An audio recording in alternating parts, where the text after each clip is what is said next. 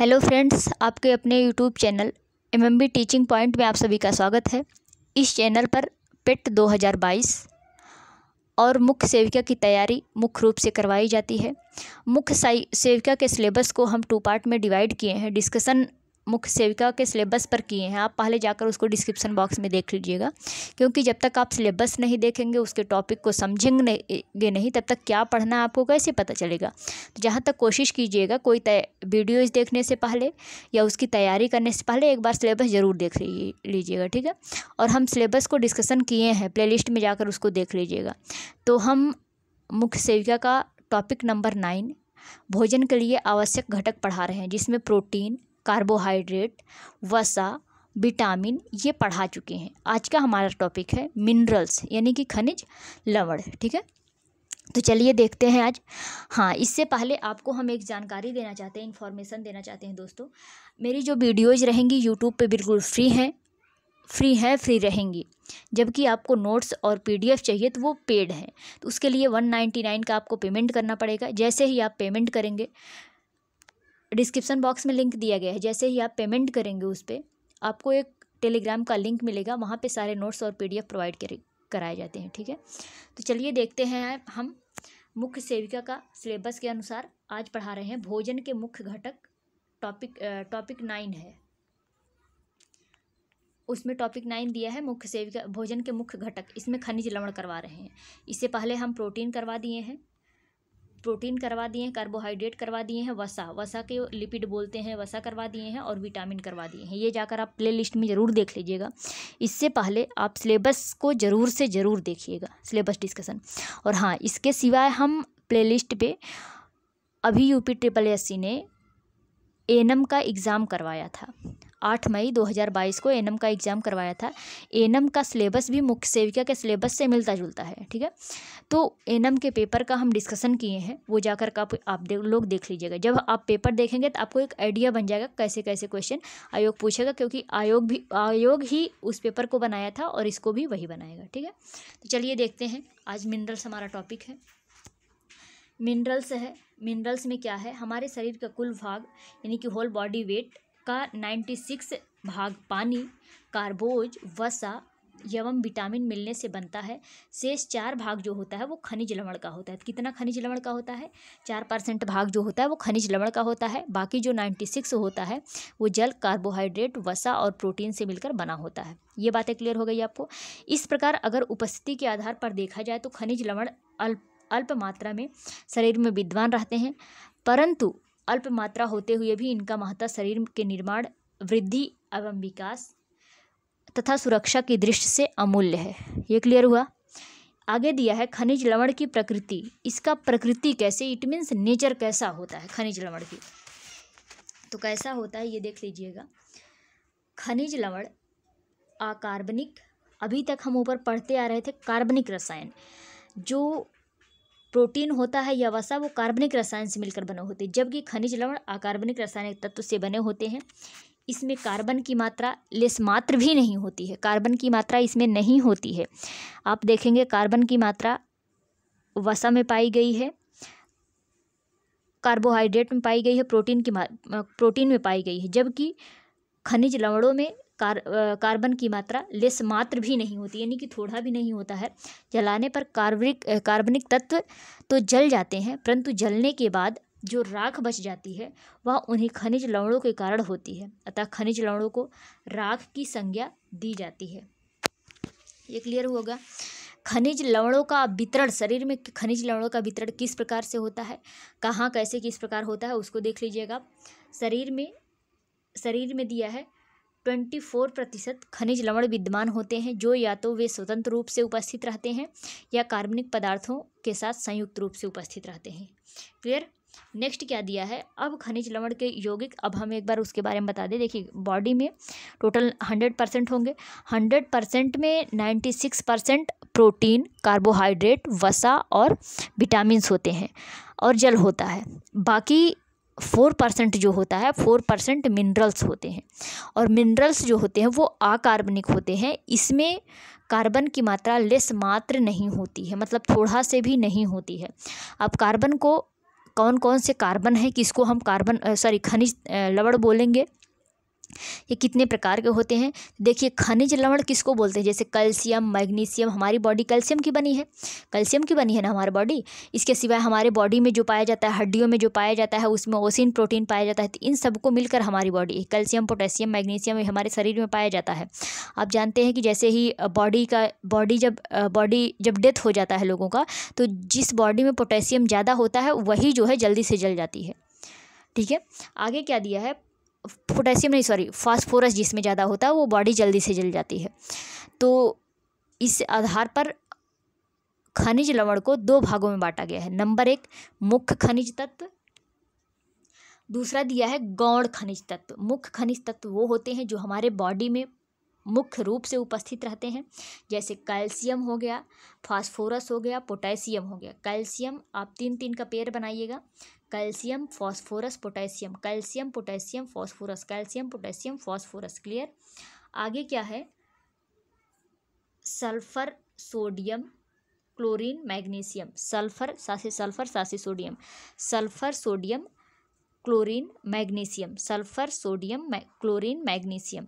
पहला क्या है, पहला देखिएगा calcium, phosphorus, potassium, calcium, phosphorus, potassium, sodium, sulphur, chlorine, magnesium, sodium, sulphur, chlorine, magnesium. ये क्लियर हो गया, लर्न हो गया।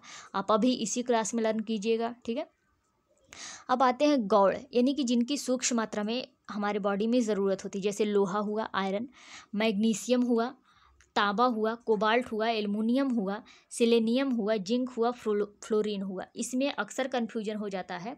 ये देखिएगा लोहा जो होता है ये सूक्ष्म मात्रा में पाया जाता है। आपको ऑप्शन दे देगा निम्नलिखित में से कौन सा खनिज तत्व मुख्य रूप से शरीर में पाया जाता है, तो उसमें दे देगी कैल्शियम, फास्फोरस, पोटेशियम, लोहा। तो इसमें जो लोहा होता है ये सूक्ष्म होता है, ये ध्यान दीजिएगा। लोहा गौण खनिज तत्व होता है, यानी सूक्ष्म खनिज तत्व होता है। एक बार मेरे साथ आप फिर से बोलिएगा, खनिज तत्व कौन कौन से होते हैं। मुख्य खनिज तत्व calcium, phosphorus, potassium, sulphur, sodium, chlorine, magnesium. ये क्लियर हो गया। लोहा है सूक्ष्म यानी कि गौण खनिज तत्व है, जो हमारे बॉडी के लिए उतना ज़्यादा ज़रूरत नहीं होती है। आगे क्या दिया है, आगे और भी दिया है, आयोडीन भी हमारे बॉडी की कम ज़रूरत होती है, क्रोमियम होती है, कैडमियम होती है, मोलिब्डेनम होती है, सिलिकॉन होती है, निकेल होती है, बैडिनम होती है। ठीक है, वैनेडियम होती है। अब क्या दिया है, यहाँ खनिज तत्व में शरीर में मुख्य खनिज तत्वों की उपस्थिति एवं उनकी प्रतिक्रिया एवं उनका प्रतिशत दिया है। उनका प्रतिशत कितना ये शरीर में पाए जाते हैं। पहला दिया है कैल्शियम जो होता है ये 0.5 से 2.2 तक है, यानी कि हमारे बॉडी में 4% तक केवल खनिज लवण होता है। उसका 1.5 या 2.2% जो भाग होता है वो किसका होता है, कैल्शियम का होता है। इसके बाद फास्फोरस का, कैल्शियम के बाद फास्फोरस का, कैल्शियम के बाद फास्फोरस का, फिर पोटेशियम, फिर सल्फर, फिर सोडियम, फिर क्लोरीन और फिर मैग्नीशियम। ठीक है, ये आप लोगों को आई होप लर्न हो गया। यानी कि सबसे ज़्यादा जो पाया जाता है वो कैल्शियम पाया जाता है, कैल्शियम। अब खनिज लवण के लक्षण क्या है, इनके कार्य क्या है, कार्य लक्षण नहीं कार्य एक तरह से देखेंगे इनके कार्य क्या है। तो पहला कार्य क्या है, पहला निर्माणात्मक कार्य यानी कि बॉडी बिल्डिंग कार्य, निर्माणात्मक कार्य, नियंत्रक एवं नियामक कार्य। निर्माणात्मक का मतलब शरीर में कौन कौन से क्या निर्माण करते हैं। जो खनिज लवण होते हैं वो शरीर में किसका किसका निर्माण करते हैं, इसको निर्माणात्मक बोलेंगे। जबकि नियंत्रक और नियामक का मतलब किसको किसको हमारे बॉडी में नियंत्रित करते हैं और किसको किसको रेगुलेट करते हैं। ठीक है, तो निर्माणात्मक में हड्डियों का निर्माण करते हैं। आप सभी जानते हैं हड्डियों में सबसे ज़्यादा कैल्शियम पाया जाता है। दांतों का निर्माण, दांतों में फ्लोरीन पाया जाता है, ये आप लोगों को पता होगा, फास्फेट से बना होता है। आगे क्या है, पेशी ऊतकों तंत्रिकाओं का निर्माण, तंतुओं का निर्माण, हीमोग्लोबिन में क्या है पाया जाता है, लोहा पाया जाता है। हीमोग्लोबिन का निर्माण करते हैं, लोहा को आयरन भी बोलते हैं। अमाशयिक रस का निर्माण करते हैं। आगे दिया है कोशिका के वृद्धि एवं विकास में सहायक होते हैं। ये इतना काम निर्माणात्मक हुआ। ये क्वेश्चन आपसे बन सकता है और पूछ सकता है। अगला क्या है, इसमें दिया है नियामक किसका किसका करते हैं, यानी किसको किसको रेगुलेट करते हैं, अम्ल और क्षार को रेगुलेट करते हैं। हृदय गति का संतुलन बनाए रखते हैं। अम्ल और क्षार को रेगुलेट करते हैं हमारे बॉडी में। हृदय गति का नियंत्रण बनाए रखते हैं। रक्त का थक्का जमना ये भी रेगुलेट करते हैं। मांसपेशियों का संकुचन एवं प्रसारण पर नियंत्रण। जल संतुलन का नियमन। एंजाइम सक्रियता में सहायक, एंजाइम सक्रियता में सहायक, ये सब काम क्या होता है, रेगुलेट करना होता है। ये बातें समझ में आ गई, इसको आप लोग लर्न कर लीजिएगा। नोट्स बनाते टाइम ये ऐसे ही लिखिएगा, ठीक है। नेक्स्ट वही दे दिया है निर्माणात्मक कार्य और नियमात्मक काम। इसमें दे दिया है, कार्य दे दिया है वही। अब निर्माणात्मक कार्य में क्या क्या आएगा, अस्थि का निर्माण। देखिए यहाँ पे दे दिया है, अस्थि निर्माण के लिए क्या क्या जरूरी होती है, कैल्शियम और फास्फोरस की निर्माण की जरूरत होती है। अस्थियाँ हमारे शरीर का एक सक्रिय ढांचा प्रदान करती हैं, जिससे हमारा शरीर आकार ग्रहण करता है। अन्यथा अस्थियों के अभाव में सारी मांसपेशियाँ जो आपस में जुड़ जाती हैं। यानी कि कैल्शियम फास्फोरस जो हमारे शरीर के लिए, अस्थियों के निर्माण के लिए बहुत आवश्यक होता है। अब दांतों के निर्माण के लिए, दांतों की निर्माण एवं विकास के लिए कैल्शियम व फास्फोरस की ज़रूरत होती है। ये उन्हें मजबूती प्रदान करता है। पेशी ऊतकों का निर्माण कौन करते हैं, पेशी ऊतकों का निर्माण फास्फोरस तंत्रुओं का नियंत्रण करते हैं, उसका निर्माण करते हैं। आगे दिया है हीमोग्लोबिन का निर्माण, ये बहुत इंपॉर्टेंट है। हीमोग्लोबिन में क्या पाया जाता है, आयरन पाया जाता है, जिसको लोहा भी बोलते हैं। लोहा तांबा आवश्यक है। रक्त में अत्यंत न्यून मात्रा में कोबाल्ट भी उपस्थित रहता है। रक्त में तांबे की उपस्थिति के कारण रक्त कणिकाएं चमक लिए होती हैं। रक्त में लोहा तांबा कोबाल्ट के अतिरिक्त कैल्शियम भी उपस्थित होते हैं, जो थक्का बनाने में महत्वपूर्ण भूमिका निभाता है। रक्त में पाई जाने वाली 100 ml सीरम 10 ग्राम कैल्शियम उपस्थित रहता है। प्लाज्मा में सोडियम क्लोरीन पाया जाता है, ये देख लीजिएगा अपना, ठीक है। प्रोटीन निर्माण में सहायक आयोडीन जो होता है, ये प्रोटीन निर्माण में सहायक होता है। हार्मोन्स निर्माण में कौन सा सहायक होता है, हार्मोन्स निर्माण में आयोडीन सहायक होता है। हार्मोन्स निर्माण में आयोडीन सहायक होता है। अगला है अमाशयिक रस निर्माण में। अमाशयिक रस निर्माण में कौन सहायता करता है, हाइड्रोक्लोरिक जो है अम्ल निकलता है, इसके निर्माण के लिए क्लोरीन सहायक होता है। क्लोरीन, अमाशय से HCl निकलता है, हाइड्रोक्लोरिक एसिड, उसके निर्माण के लिए क्लोरीन की आवश्यकता पड़ती है, ठीक है। नियामक का काम कौन कौन सा है, नियामक का काम निम्नलिखित होता है, जैसे ऊपर दे दिया है नियामक का काम, उसको हमने लिखा नहीं है। अम्ल और क्षार का संतुलन करता है, हृदय गति को संतुलित करता है। पोटेशियम जो होता है ये हृदय गति को संतुलित करता है, ये बहुत बार पूछा हुआ है। पोटेशियम हृदय गति को संतुलित करता है। रक्त का थक्का जमाना, मांसपेशियों का संकुचन एवं प्रसारण करना, नाड़ी संस्थान की संवेदनशीलता को बनाए रखना, जल संतुलन का नियमन करना, एंजाइम की सक्रियता में सहायक होना, ये उसके नियंत्रक एवं निर्माण के कार्य हैं, ये नियंत्रक एवं रेगुलेशन के कार्य हैं, ये देख लीजिएगा आप लोग, ठीक है। नेक्स्ट आप उससे रिलेटेड कुछ हम क्वेश्चन ले लिए हैं दोस्तों। कुछ क्वेश्चन देखिए क्या है। पहला क्वेश्चन है, निम्नलिखित में से कौन सा आवश्यक घटक नहीं है। इसमें आवश्यक घटक कौन नहीं है, मैग्नीशियम, कैल्शियम, पोटेशियम और मैग्नीज। इसमें आवश्यक घटक हमने क्या बोला, जो खनिज लवण होते हैं वो 2 टाइप्स में बांटे गए हैं, एक आवश्यक होता है, एक अनावश्यक होता है। इसमें आवश्यक कैल्शियम आप पढ़े हैं, पोटेशियम भी पढ़े हैं, मैग्नीशियम और मैग्नीज में आपको कन्फ्यूजन होगा। इसमें जो होगा ऑप्शन नंबर कौन सा सही हो जाएगा, एक बार आप लोग उसको फिर से लर्न कर लीजिए।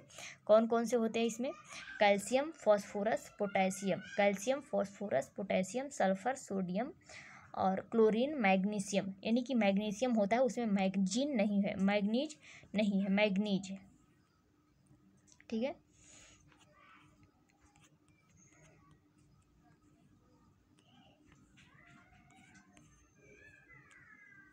हाँ, तो इसमें क्या हो जाएगा, मैग्नीज, मैग्नीशियम है, मैग्नीज नहीं है। ये आवश्यक घटक नहीं है बल्कि ये अनावश्यक घटक है, क्लियर। कैल्शियम जो होता है हड्डी के लिए सहायक होता है। पोटेशियम जो है हृदय की गति को नियंत्रित करता है। आगे क्या दिया है नेक्स्ट क्वेश्चन, कैल्शियम शरीर में पाया जाता है, मैग्नीशियम जो होता है, मैग्नीशियम का आकार, फास्फोरस जो होता है, फास्फोरस, पोटेशियम शरीर में पाया जाता है। सल्फर को अलग से, ये रबड़ वगैरह बनाने में सल्फर का प्रयोग किया जाता है।